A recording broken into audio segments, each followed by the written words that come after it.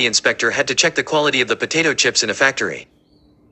There were freshly cooked potato chips that were packed in packets. In such a case, what will inspector do is take a random selection of the chips packets in different boxes and check the quality of the chips. This is necessary as it is not possible to check each and every packet, as it is practically impossible and not feasible as well. When an individual wants to undergo certain blood tests, a sample of blood is taken by the pathologist, or when we want to test the quality of water as well, a sample of water is taken. In a similar manner, in psychology, when we carry out research with human beings, it is not possible to collect data from each and everyone from a certain population. For example, if we want to measure emotional intelligence of adolescents in Mumbai, it is not possible to measure the emotional intelligence of each and every adolescent, so the researcher will take a representative sample from the population and measure emotional intelligence of this sample. In the previous unit, we discussed about psychological research, its definition, goals and principles. Further, the characteristics of an adequate psychological research and the steps in research process were also discussed. Besides ethical issues, the deductive and inductive methods were also highlighted. 2 important asterisk. Professor Suhas Shigavakar, Faculty, Discipline of Psychology, SAS, Ignou, New Delhi. 42. Research in psychology. Aspects of psychological research, statement of problem and formulation of hypothesis were also explained. Descriptive research, hypothesis testing, one-tailed and two-tailed tests and errors in hypothesis testing were also highlighted in the unit. The terms, constructs, variables and operational definition of variables were also described. In the present unit, we will focus on what is sampling and also discuss various sampling techniques. 2.2 What is sampling? In the very first unit of this course, we discussed about basics of psychological research. One of the important aspects of research is the sample on whom the research will be carried out. Thus, the researcher will initially decide about the target population, that is, whether she wants to study elderly, women, adolescents, employees or victims of violence and so on. Once this target population is identified, then, the researcher has to decide about whether she would like to take the whole population or a sample. You must have heard about Census of India, that is carried out every 10 years. In census, the whole population of India is covered. However, while carrying out research, it is not possible to collect the data from each and every person in the population. Thus, a sample of the population is taken and the research is carried out on that sample. Before we go on to discuss about sampling, let us discuss population and sample. The term population can be used to describe the persons, objects, elements, animals or even reactions that display a pattern of characteristics that is unique. It can also be explained as set of persons, objects, elements, animals, reactions that the researcher wants to study. If a researcher wants to carry out a study on adolescents in New Delhi, then her population will be all the adolescents in New Delhi. Population can be finite or infinite in nature. Mohanty and Misra, 2016, page 3. An example of finite population is number of students in a school who have failed in mathematics. And an example of infinite population would be number of stars in the sky. Population could constitute individuals, animals, institutions, events, objects and so on based on the research objectives. Fig. 2.1. Sample taken from population of adolescents. Population can be categorized into 2, real and hypothetical, Viraragavan and Shigavakar, 2016. With regard to real population, when sampling is carried, a representative sample of 500 is chosen from the population of 1,000,000 adolescents. Population 1,000,000 adolescents. 43.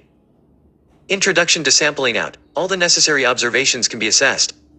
Whereas, in hypothetical population, the required observations are not accessible at the time of sampling. In simple terms, sample can be defined as the group of individuals who participate in the research. If we take the example of adolescents in New Delhi, discussed earlier, it is not feasible for the researcher to contact and collect data from all the adolescents in New Delhi. Thus, the researcher will take a sample, preferably representative, from that population. A sample is a smaller group from the population that participates in the research. It is important that the sample is representative of the population, that is, it is as much as possible similar to the population or possesses the same characteristics or elements as the population. Mohanty and Misra, 2016. The sample thus selected is then studied by the researcher, and the information obtained from the sample can then be used by the researcher in order to draw conclusions with reference to the population. A population could be too large to study, hence a sample could be selected. This is mainly based on assumption that conclusions, valid, with regard to the population can be drawn based on the sample. Though it is important to note here that the sample drawn from the population needs to be representative of that population. Let us now discuss the term sampling. Sampling can be explained as the process of taking a sample from the population. Kurlinger, 1995, page 110, defines sampling as taking any portion of a population or universe as representative of that population or universe. Sampling can also be described as an action that involves selection of suitable sample from the population. It can also be termed as a process that involves selection of a sample and can be described as a procedure in which a percentage of the population is drawn. Viraragavan and Shigavakar, 2016. Sampling is to be done in an adequate manner as the population could be heterogeneous in nature with individuals belonging to different genders, religions, age, socio-economic status and so on. The sampling process mainly involves identifying the target population, followed by determination of a framework for the sample. Then a suitable sampling technique is to be selected along with suitable sample size. Sampling plays an important role in drawing conclusions about population from samples. It is also cheaper and convenient, especially keeping in mind the time factor within which the research needs to be completed. Further, fewer persons are required when sampling is used as compared to when the whole population is studied. This is especially true when larger studies are carried out, for example studies carried out by organizations like World Health Organization, WHO, and so on. Also, when sampling techniques to be discussed in the next section are employed, the accuracy can be estimated rather than probable accuracy. This can be done by looking at the possible range in error of measurement that follows the sampling design employed by the researcher, Majumdar, 2005. Using a sample also allows the researcher to carry out detailed inquiry. Though, when sampling is carried out, it needs to be carried out appropriately so as to obtain a representative sample. It is important to keep in mind the following while carrying out sampling. Viraragavan and Shigavakar, 2016. 44. Research in psychology. It should be a representative sample and each and every member of the population should have an equal chance of being selected for the sample. Based on the objectives of the research and nature of the sample, adequate sample size needs to be selected. When carrying out sampling, deciding about a sample size is relevant. A sample size can be determined based on the nature of analysis to be performed, desired precision, number of variables, small sample, more variables, and number of comparisons. The sample needs to be unbiased. Sampling techniques can be broadly categorized into probability and non-probability sampling. In this section of the unit, we will discuss both these terms in detail. 2.3.1 Probability sampling. Probability sampling mainly involves random selection of the sample from the population. Thus, each and every individual in the population has an equal chance of being selected for the sample. Technique used for such a selection is called randomization. In probability sampling, every individual who is part of the population has an equal chance of being included in the sample. Sample is thus assumed to be representative of the population. Thus, if the population for a research is students in class 9th of a school, each and every student has equal chance of being selected for the research. There are various ways in which randomization can be carried out. One way in which the sample can be randomly selected is by making a list of all the individuals in an alphabetical order and then selecting every 5th or 10th individual based on the sample size required for the research. Thus, if we need to randomly select 20, 45. Introduction to sampling individuals from amongst 100 individuals, then a list of all the individuals is created in an alphabetical order and then every 5th individual will be selected to be included in the sample. Yet another method uses chits, where the names of the individuals are written on the chits and then put in a bowl and then based on the sample size the chits are picked from the bowl. If the sample size is 20, then 20 chits are picked. Another method that is used is random number table. Here, the random number is a number that is an outcome of chance and cannot be predicted. Viraragavan and Shigavakar, 2016. In a random number table, there is a list of numbers that includes digits from 0 to 9 that are arranged randomly and are not related to the numbers that follow or precede them. As the concept of probability sampling is now clear, we will discuss about various types of probability sampling. 1. Simple random sampling. In simple random sampling, participants are randomly selected from the population using methods like lottery method. For example, names or roll numbers of all the students are written on the chits that are then put in a bowl and 10 chits are taken out. Sample size for research is 10, and these students form the sample of the study. 2. Systematic random sampling. In this technique, a list of individuals in the population is created in a random order and sample is selected based on a random integer, keeping in mind the sampling fraction and the interval size.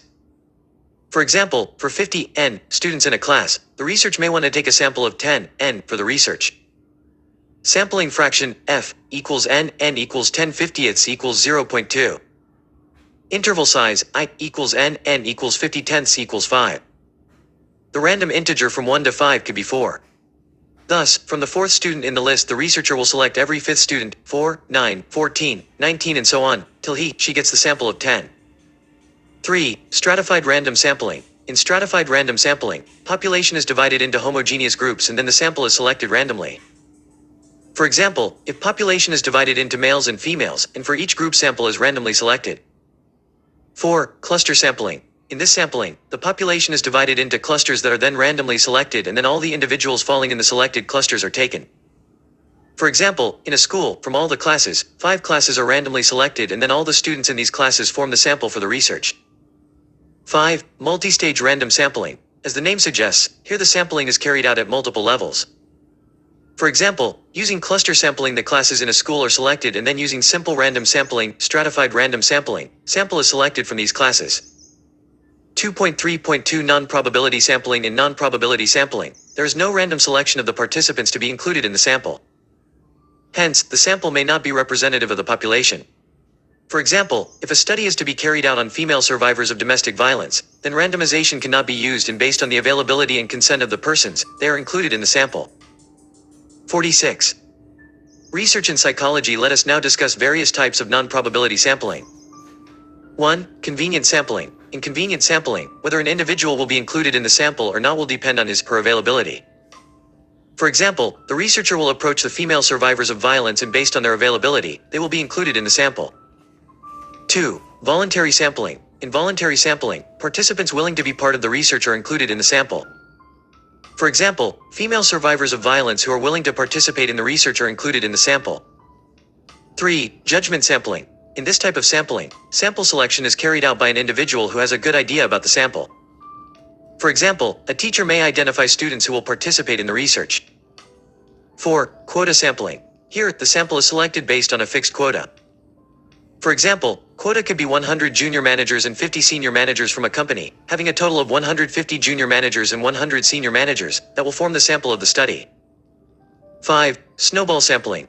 In snowball sampling, a researcher approaches an individual with characteristics as per the requirement of the sample and then this individual is asked to further refer individuals with similar characteristics.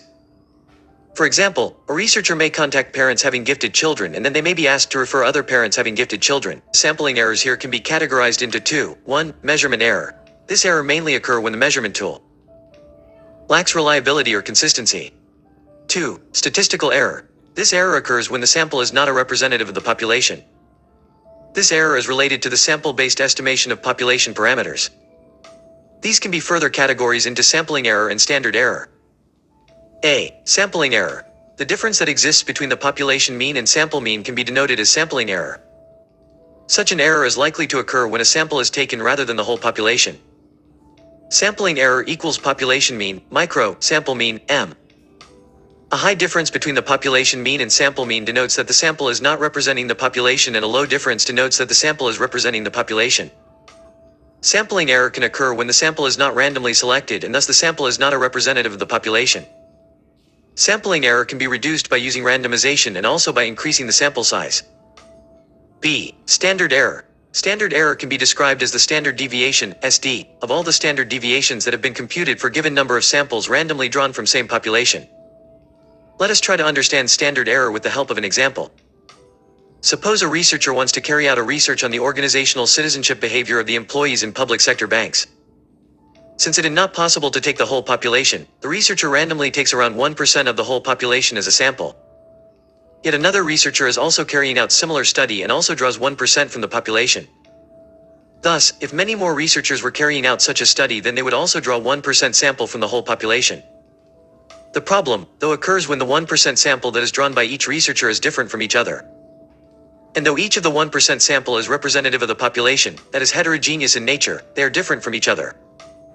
The researchers will also compute means and standard deviations for their respective sample. And in such a case, it is expected that the means and standard deviations would be same, because the sample has been randomly drawn from the same population. But in reality that may not happen and the mean of one sample may be lower or higher than the mean computed for another sample. The higher the standard error, the less the likelihood that the sample is representative of the population. Thus, the difference between the sample needs to be close to zero so as to be sure that they represent the population. Population mean here can be computed by calculating the mean for all the sample means. Further, if no significant difference exists in the sample means, then the researcher can conclude that the mean obtained is almost equal to the population mean.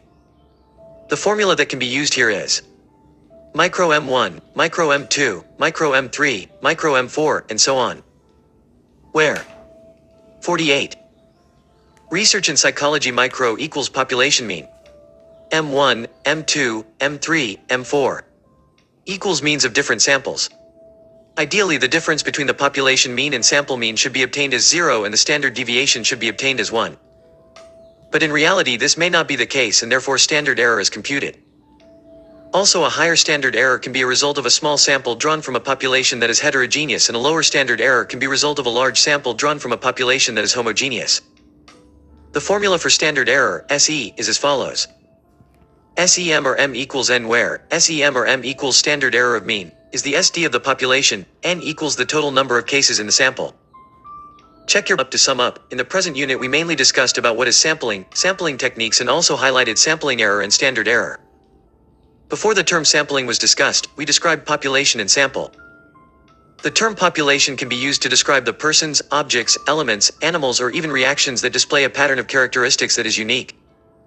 It can also be explained as set of persons, objects, elements, animals, reactions that the researcher wants to study. Population can be categorized into two, real and hypothetical. Sample can be defined as the group of individuals who participate in the research. A sample is a smaller group from the population that participates in the research.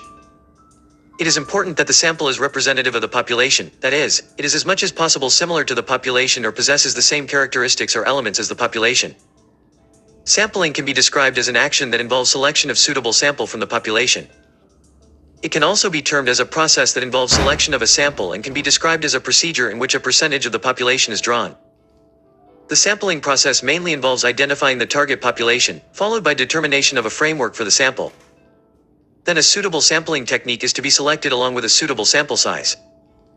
Sampling techniques can be broadly categorized into probability and non-probability sampling. Probability sampling mainly involves random selection of the sample from the population. Thus, each and every individual in the population has an equal chance of being selected for the sample. Technique used for such a selection is called randomization. In probability sampling, every individual who is part of the population has an equal chance of being included in the sample. Various types of probability sampling are simple random sampling, systematic random sampling, stratified random sampling, cluster sampling, and multi-stage random sampling. In non-probability sampling, there is no random selection of the participants to be included in the sample. Hence, the sample may not be representative of the population. Various types of non-probability sampling are convenient sampling, voluntary sampling, judgment sampling, quota sampling, and snowball sampling. Lastly, in this unit we discussed about the sampling error and standard error. Any obtained data could be prone to errors, thus the true score constitutes the score obtained plus minus the error. Errors here can be categorized into measurement error and statistical error. Statistical error is further categorized into sampling error and standard error. The difference that exists between the population mean and sample mean can be denoted as sampling error. Such an error is likely to occur when a sample is taken rather than the whole population. Standard error can be described as the standard deviation, SD, of all the standard deviations that have been computed for given number of samples randomly drawn from same population.